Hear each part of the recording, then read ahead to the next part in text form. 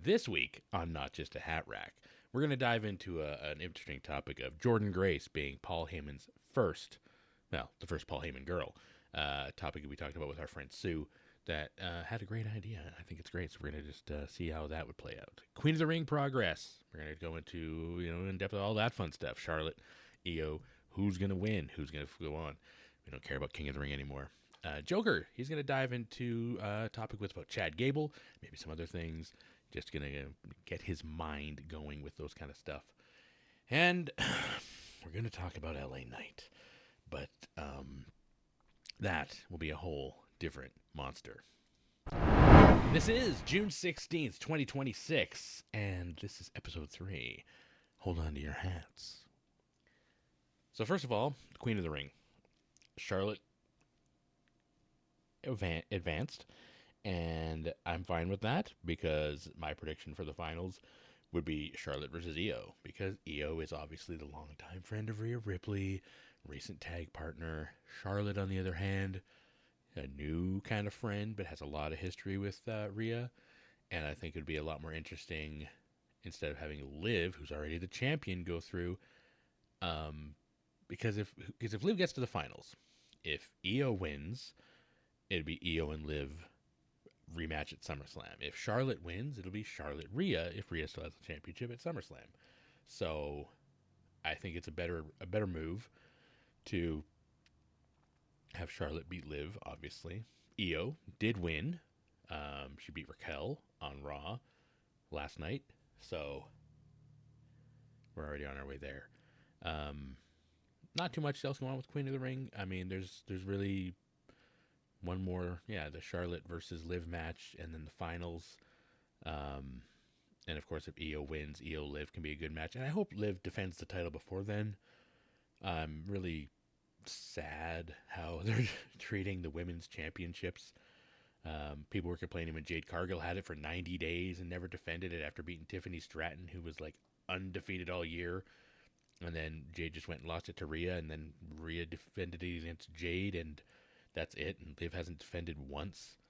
But that's not their fault. That's the booking. So we can't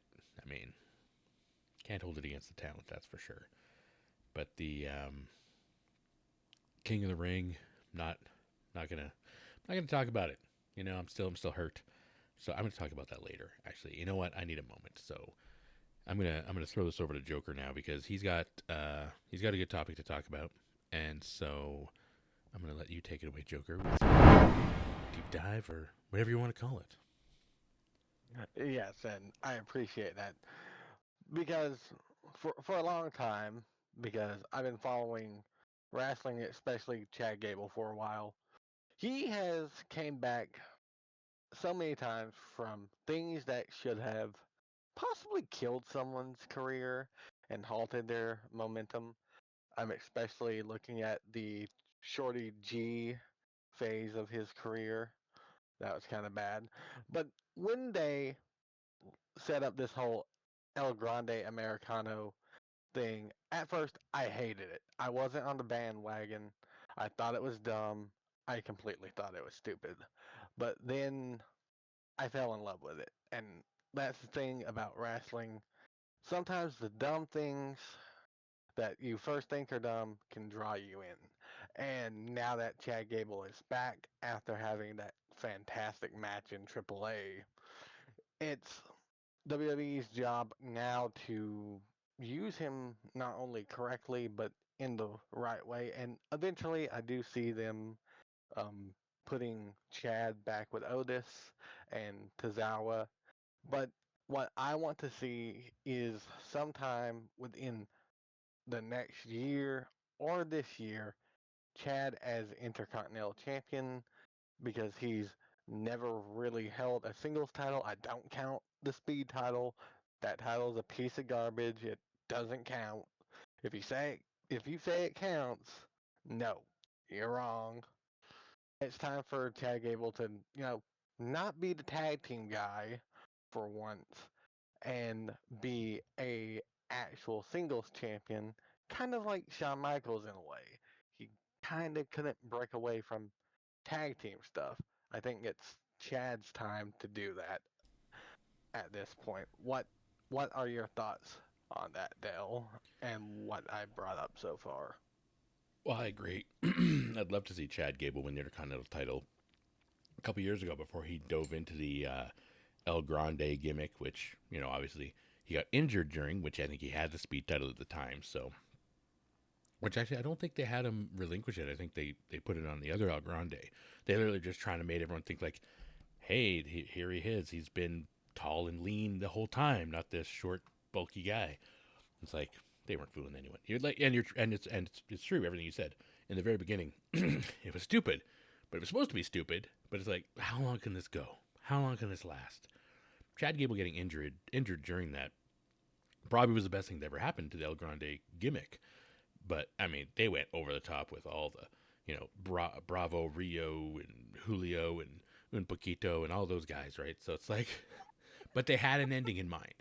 The good thing is, okay, they had an, and that's why everyone's saying Undertaker Booker of the Year. It's like, listen, it's not hard to take a guy in a mask versus a guy in a mask who used to be the guy in the mask, and have a bunch of guys in masks running around that are pretending to be other guys in masks. So it's like, I could have wrote that. I probably did back in '94 when I was writing my own wrestling stuff. One day maybe we'll go into that. That's a good topic. Anyway, Chad, before he did the El Grande thing, had great matches with Sami and Gunther. He beat Gunther by countout, and then it was like Sami, I think, won the right to fight. It was like, I think they fought each other or something to see who would face Gunther at WrestleMania, and Sami won. And Sami beat Gunther.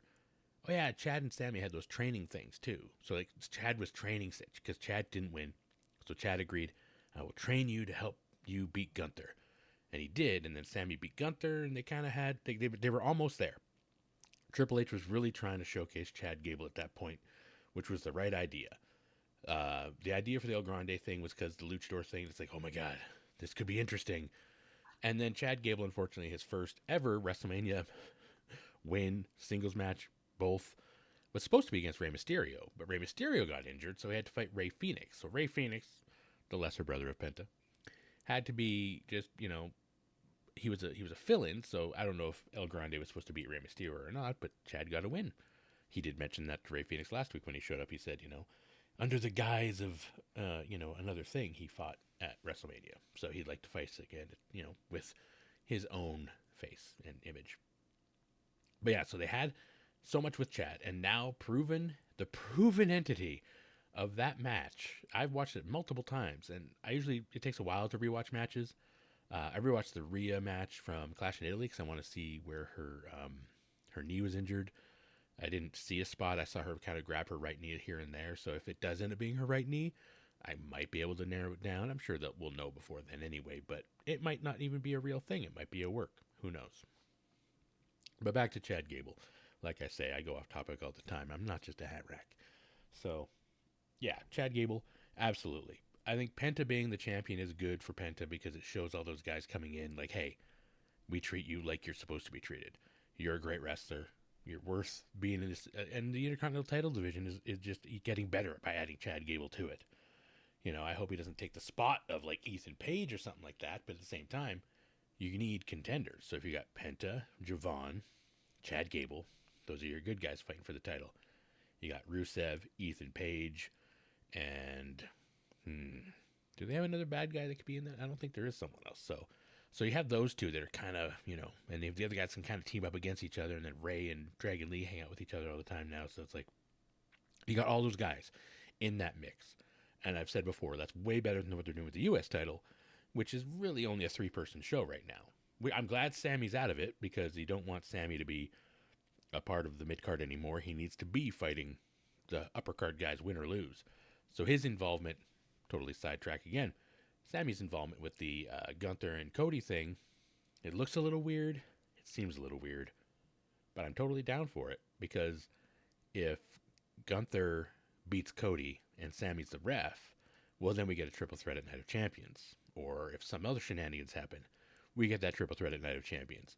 So maybe Cody retains and Sami has to do the pin, kind of like Bret Hart, Shawn Michaels, Undertaker kind of thing. If you know, you know. I have research, but I mean, if you don't know, then hey, good time to look it up.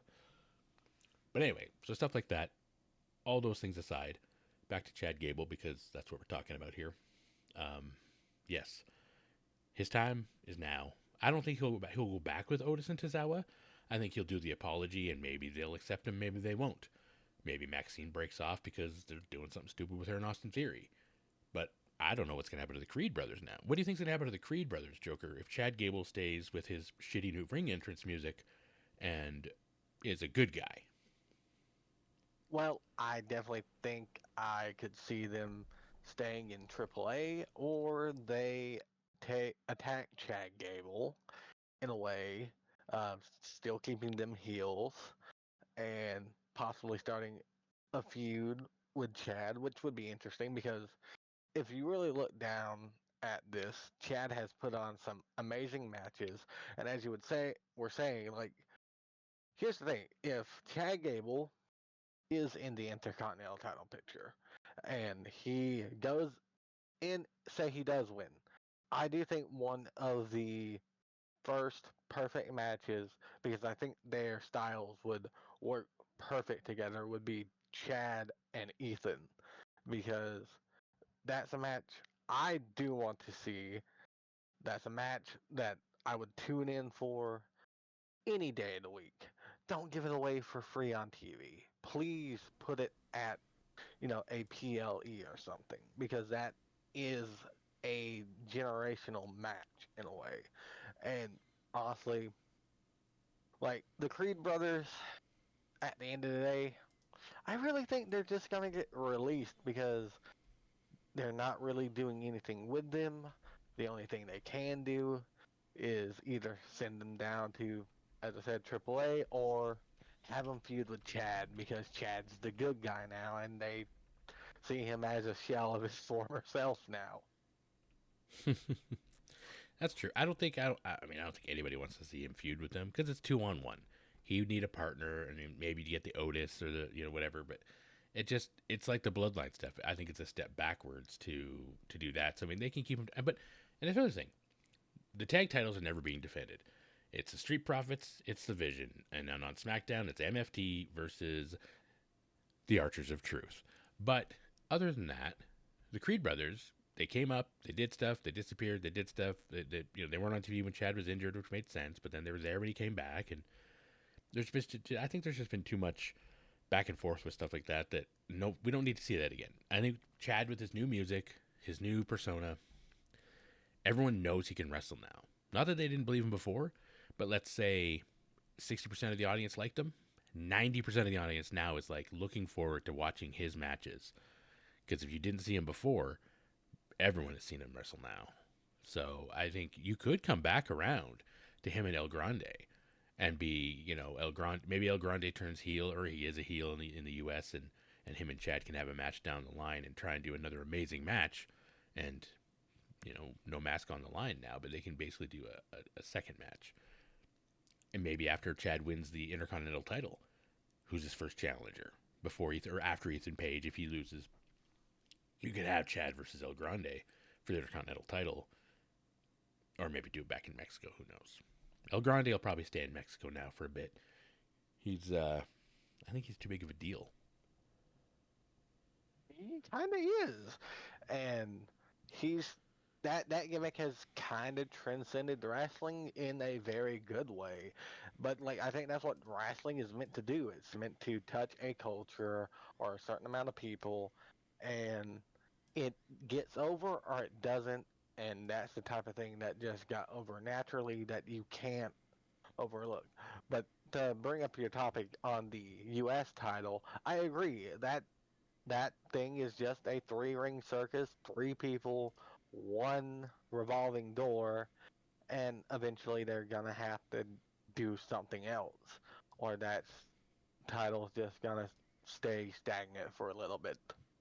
But also, speaking of things that kind of happen organically, for my next week's topic, when we do this, is going to be my topic on Danhausen and The Miz, and how it went from Danhausen being booed to now just a crazy, ridiculous tie-in that worked. Well, that'll be interesting because everyone loves little Danhausen. Oh I don't know if I'm ready to talk about this yet because it's still very fresh, but it may turn into a new segment. It may just be a one-time thing, but for now, I'm going to be a little unhinged. And I apologize to anyone who doesn't agree. If you've been watching or listening to the podcast over the last couple weeks, I was a giant advocate for LA Knight to win King of the Ring, to be in King of the Ring, for the King of the Ring to exist, especially this year, being the 30th anniversary of Stone Cold. And people comparing LA Knight to Stone Cold being, of course, greatest wrestler of all time in my eyes, because that was literally the peak, the boom. People still talk about it today. The guy had the greatest 6-year career in WWE ever. I know he had a career before that, but I mean, just everything he did in WWE was just top of the line. LA Knight is on that. He's on that level. The fans love him. They're just not like they always say people love the chase. But you know what? I'm getting tired of chasing. Because LA Knight announced the King of the Ring, which was the whole point of starting this podcast. I'm like, I got a topic. LA Knight wins King of the Ring. Perfect. Let's plan this out. Let's talk this out. Had it planned for about a month, and then he comes out and announces it. It's like, oh my God, we got to just have to record the first episode right now because he's making it happen. Triple H read my mind. He's like, yes, okay, you know what? I'm not only going to put LA Knight in the King of the Ring and have him win. I'm going to have him announce it. So here we are. LA Knight says he's going to be in King of the Ring. He's in the last first round 4-way. And I'm probably going to go back on this a few times, but those 4-ways were great. They're good ways to protect people. They're good ways to have, and it was really interesting how they had everybody work well with each other. All the different 4-way, even the women matches. All of them were great. Not a big fan of how the Liv match went down. You know, Chelsea could have won that. You know, Becky and Soul. Like, Soul, I knew who wasn't going to win, but we didn't really need Liv to win. But you know who else didn't need to win? Jay fucking Uso. So, LA Knight had a great match in that 4-way. He had great stuff on the mic leading up to it. Royce Keys, didn't really see him going through because he's still kind of new for the WWE audience. He's not as over as the other guys. Like, I could even see Finn Balor winning that match. Not that I would have been happy with that, but I would have been happier with that if it wasn't LA Knight. But the fact that we got, just like LA Knight said, we got a whole bloodline out there. Solo came out to help him. Jimmy came out to help Jay. Everybody's out there. And LA Knight had it won. He had this guy beat. He had that guy beat. He had BFT ready. And then he just got spiked. And Solo did it to help Royce. You could see Solo's face after. You could see my face after too. I made a little reaction video when it happened, and not in the best of mood that day. And I'm not a guy that drinks, but I had to have a beer after that. I was a very sad panda after watching LA Knight lose the one match, the first match that he needed to win to complete my entire existence of reasoning to anyway. So LA Knight gets pinned by Jey Uso. And I saw it coming as soon as Solo hit that spike. Not that anybody else wouldn't have seen it coming, but if Solo didn't get involved, LA Knight would have won. And you don't need Jey to win, because now Roman has a title. They're doing the more bloodline stuff. Jacob's, doing what Roman wants, but not what the Usos want. The Usos still getting away with shit. And then last night on Raw, they came out, and I don't know what they're doing there. I really hope that they just give LA Knight some sort of feud. And then I got concerns. I'm like, okay, he's going to need help. Is it a returning CM Punk? Is he now just the top face on Raw that loses to these guys till Punk comes back? And then he gets relegated to the back of the line, even though he's still at the back of the line? So now we're going to come around to Money in the Bank, and then what do we get? LA Knight's going to not win that one again? It took all my hope away for anything else that they could do. Like, I'm not going to sit and hold my breath or, cry over spilled milk, but just wanted LA Knight to get the next big step in his career. Being cheered, selling merch, being on every week is great. And if he's happy, I'm happy for him. but the character needs something. And if it's not a heel turn and it's not a big win, this will get stale. And the fans will be tired of it, especially if they're using the 4-year bloodline story, bringing that back to use that to bury LA Knight some more. Sorry, I need to breathe. Yeah, no, Friday Night SmackDown was rough, and there's only one thing I'm happy for. Not happy, but you know what? It's the closest word I can think of right now. Got to keep it PG sometimes. I'm glad they at least did it in the first round, because if he won that first round, I would have had hope. This podcast would have been very different. I would have been talking about how LA Knight's going to go on to beat Javon Evans. Yes, I can see the path. I can see the light. Dom's going to beat Oba. There's going to be shenanigans. And then you get Dom LA Knight. It was perfect. It was right there. But if he won and then he fought Javon, and even if he beat Javon, I'd be like, oh my God, he's going to the finals. Whether it be Dom or Oba. I'm like, this is going to be. If it's Dom, shenanigans and this and that, LA Knight overcomes them, he beats them. If it's Oba, that's when Brock comes in. And LA Knight beats Oba because Brock. And then LA Knight not only has a win over Oba, LA Knight is the king. LA, everything. It was all there. So if they had him win the first round, second round, but losing the finals, it would have been more heartbreaking, I think. Actually, I don't even know. I just know it's heartbreaking regardless because they ripped the Band-Aid off. That's what I'm trying to say. They ripped the Band-Aid off by doing it in the first round. If they did it in the second round, it would have been like, oh, fuck, why even let him win if you're just going to let him lose in the, So if he's not going to win, take him out in the first round. But then that's good. He showed up on Raw last night. He's pissed off. He's ready to do something about something. But what can he do? He's a man against 4. Jimmy and Jay, and then you got Jacob going to kick his ass. Roman's like, well, just send Jacob after him. So now we're going to probably get LA Knight versus Jacob, and Jacob's going to kick his ass. Or maybe LA Knight somehow wins because now Jacob's a bad guy, so he can lose a little. We might still get Roman versus LA Knight, maybe at Night of Champions. Maybe, but I don't think he'll win that. He'll just be kind of there to take a loss to Roman. Roman's world title run they need to feed him people like they fed him people when he had the WWE Championship. So I'm just, I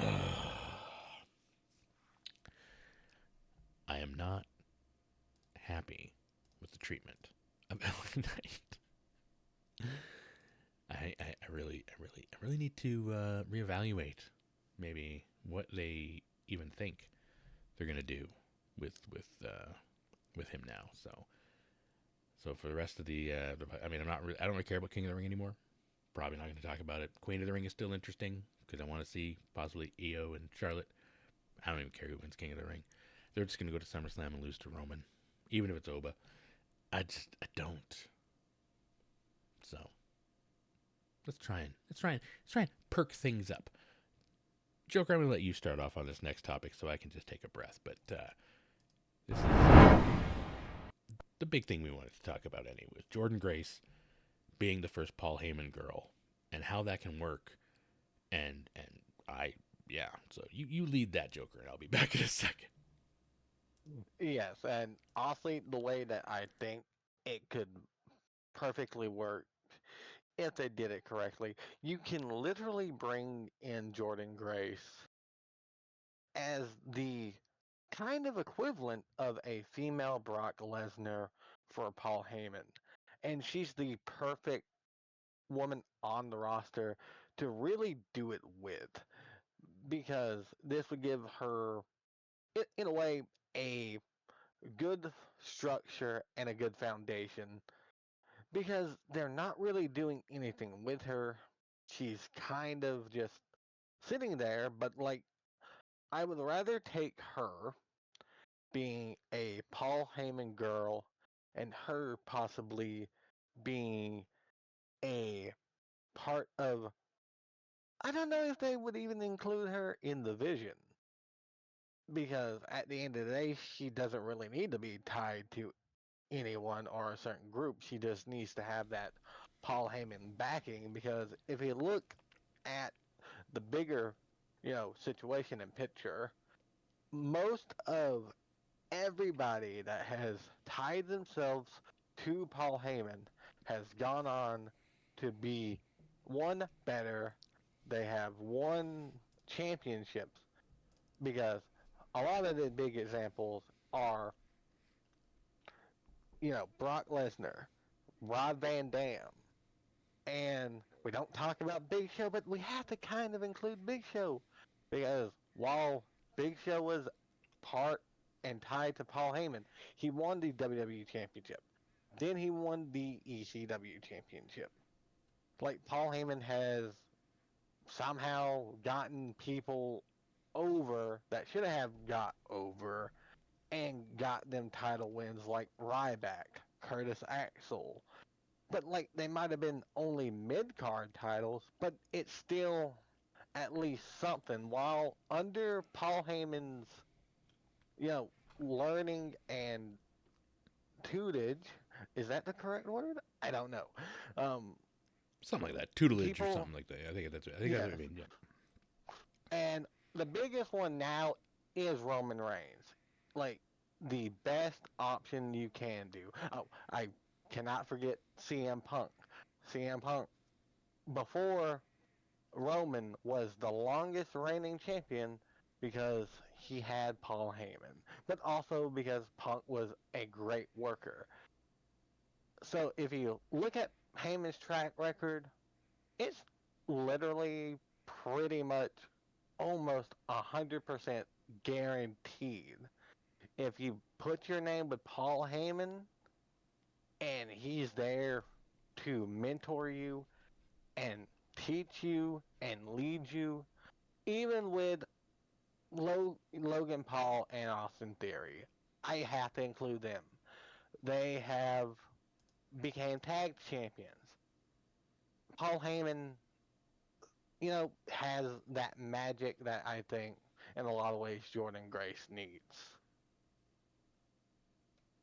Yeah, she definitely needs something because when she first showed up as the knockout champion in the Royal Rumble, and which was amazing because it was like, oh my god, look at this! Like, I think she was the one who beat Naomi for the knockout championship before Naomi returned. So Naomi's big return at the Rumble, and then who comes out but Jordynne Grace, who beat her in TNA like a couple months earlier, whatever it was, and that was just like, she was like, wow, like that's so cool. And then a year later, she was finally signed by WWE, and she was in NXT. So her first Royal Rumble, or second Royal Rumble, she was actually on the roster in NXT. And then this year she gets brought up to SmackDown, and she's in the Royal Rumble. So she's Royal Rumble in TNA, Royal Rumble in NXT, Royal Rumble. She's part of SmackDown. I think she had a little bit of an injury earlier this year, so she was off TV for a month or two. So I don't know if that did anything with her push or anything like that. But the women's division on SmackDown is not deep enough for the way they've got the faces and the heels. It's I mean, she could pop up anywhere. Like, she could be like the Brock Lesnar. I think that Paul Heyman being injured, this is a good time for separating him from the division. So especially with Austin Theory and Logan Paul coming out tonight and saying, "Oh, Javon Evans, I want you to, you're part of the vision." It's like, well, that's stupid. And then Braun Breaker just comes out and spears him out of the sky. It's like, okay, this is the vision? Like, okay. So hopefully Paul Heyman takes some time off. Give him a couple months. Maybe wait till after SummerSlam. And going into Money in the Bank, that'd be actually a good opportunity. Is, you re-envision Jordynne Grace, like, even though she's on right now, main event and stuff, but she's not really on TV. So you can have her wrestling and stuff, but don't have anything happen yet. Maybe leading up to that, around SummerSlam, you keep her off TV for August. Then you have her come back with Paul Heyman in September. Excuse me. And lead up to Money in the Bank with her wrecking everybody. They have a qualifier. She wrecks them. She fights anybody else on the way. She doesn't need to talk anymore. Not that she's horrible on the mic or anything, but Paul Heyman's the talker. Just like Brock Lesnar. You got Paul Heyman as the advocate for Jordynne Grace. And she can rip through everybody. Rip through Chelsea. Rip through Julia. Rip through Tiffany, even though she's U.S. champ, but just don't have the title on the line. Have her kill Candice LeRae in the back. Have her take out the entire Fatal Influence. Blake Monroe one day when she appears, like Veer might eventually still get to Raw eventually. Blake Monroe one day will be on SmackDown. Even though she's going to be a heel, by the time, if she's established enough a little bit over the next couple months, Jordynne Grace is the mega heel. It doesn't matter who you are.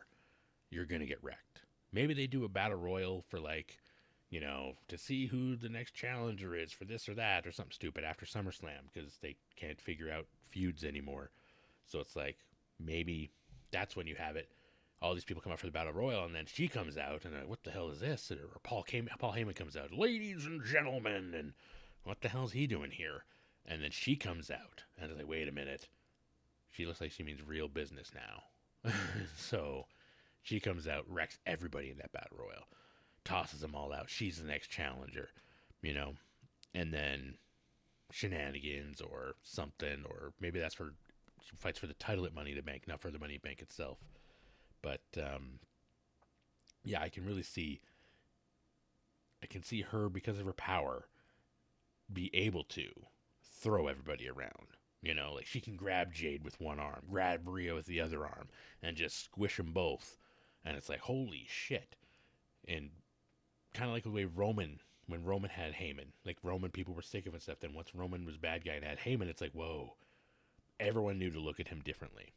Just by having Paul Heyman in the room, revealed sitting on that couch with him, everybody looked at Roman entirely differently. And look what that did to him.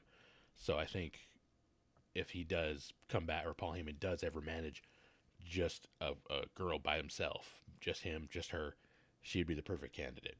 Because anybody else on the roster either has already been more established, like Jade is pretty established, she doesn't need it, she's got her little group.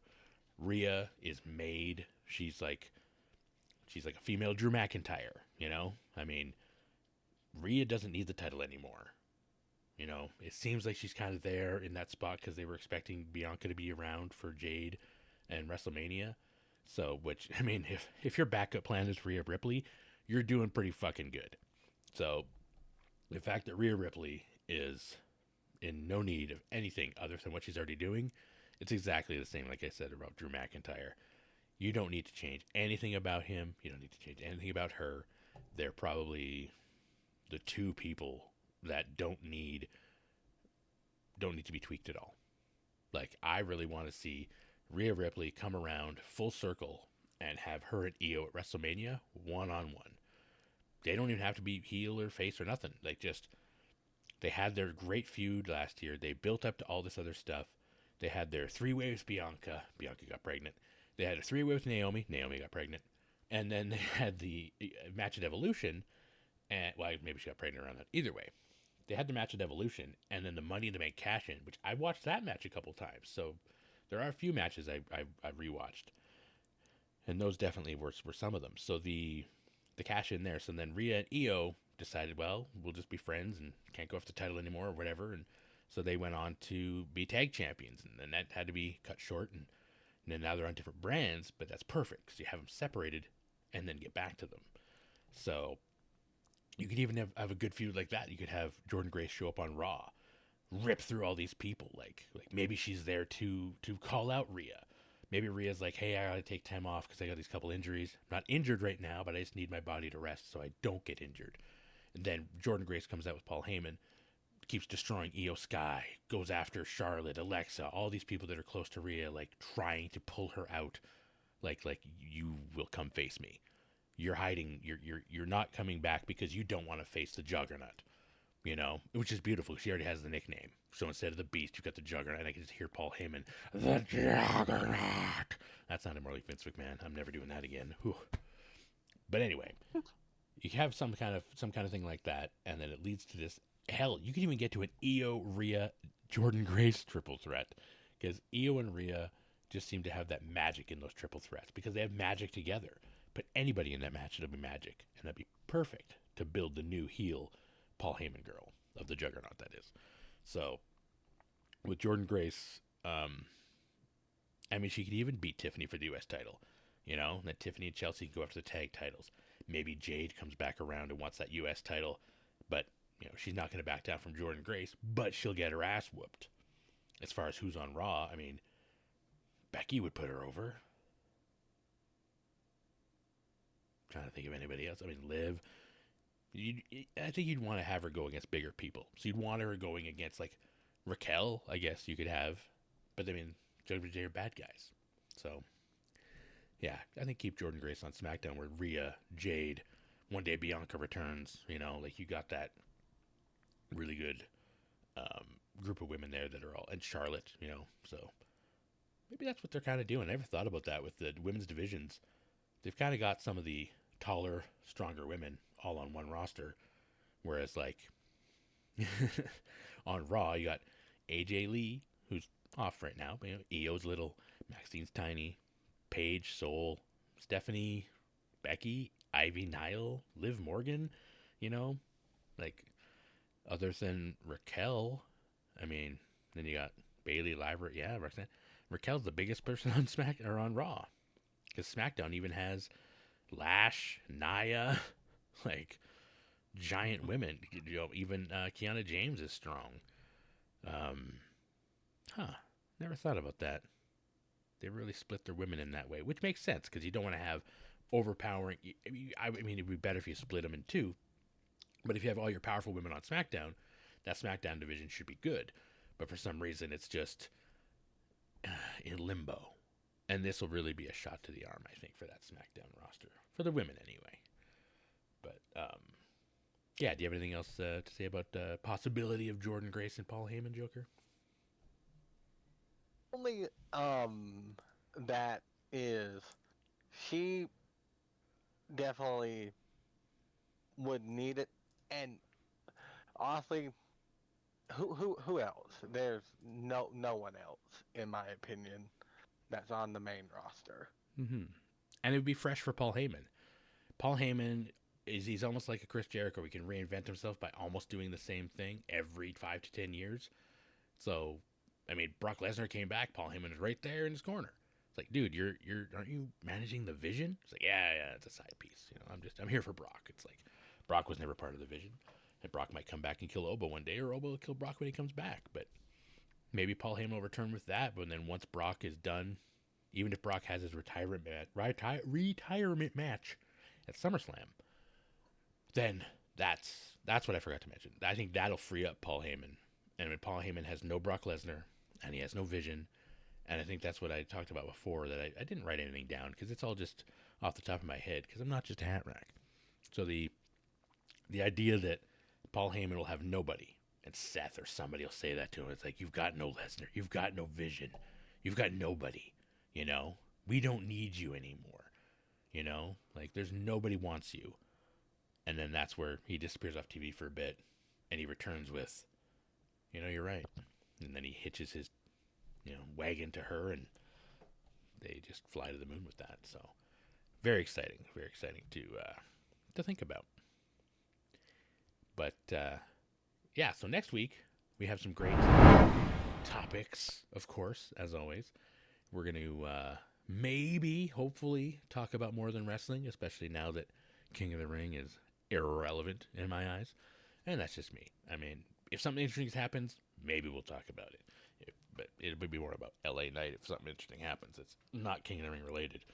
But as you can see, Ethan Page, I think they're using him beautifully with the progression that they used to do back in the day by bringing up people like the Intercontinental Champion. There'd be a certain amount of people fighting in that division. They'd move up to the world title, and then some people would come and they would have this like almost like a what's that called, like assembly line of people. So you'd have like Shawn Michaels and Razor fought for the Intercontinental title while Brett was fighting for the world title. And then Shawn went up to fight the world title against Brett. And then, you know, Diesel skipped a line there. And then you had, you know, or even before that, Macho Man was the Intercontinental Champion. Then he fought Hogan for the title. So all these guys who were when they called the Intercontinental the work rate title, that was something that was going to build people up. And the best of the Intercontinental Champions, Stone Cold, The Rock, those guys would move up and fight for the world title. They're doing that right now with Ethan Page. And I love it because they haven't done that for a while, it doesn't seem. Think of the last however many Intercontinental Champions, they're still just fighting for the Intercontinental title. No one's really moving up into the next level because Ethan Page, you know, he won the NXT title, North American title. He's moving up. He's going directly for the Intercontinental title. He's not coming out saying, "Hey, I'm going to win the world title." He's like, "I'm here for the Intercontinental title," And then after he has that big run, within a couple years, he could be your next champion. But that's just one example. I've got a lot of stuff about that. I'll go a lot deeper into that next time. And another topic that we can talk about. Got back into streaming some video games today. Did a Dead by Daylight stream. Have that on my Twitch at Dale Stars. However Twitch is. Haven't done Twitch in a while. But doing these podcasts and writing my book and being more creative, and with the talk of Jason joining Dead by Daylight, was interesting enough that I was like, hey, you know what? Kind of gonna dip my toe a little more. And they had the big 10th anniversary, and they announced Art the Clown is coming, and some collabs with Scooby-Doo and stuff like that. So, I mean, what really is missing from DBD now? We'll kind of talk about that. And it won't be the same old things you hear from everybody about Pennywise and blah, blah, blah. Like, I'm really going to go deep and see, like, does it even need anything else? And I think the game modes is probably the thing it needs more than any other licensed characters and stuff. So, we'll go into that kind of stuff. We'll talk about the Intercontinental and all the progression that goes there.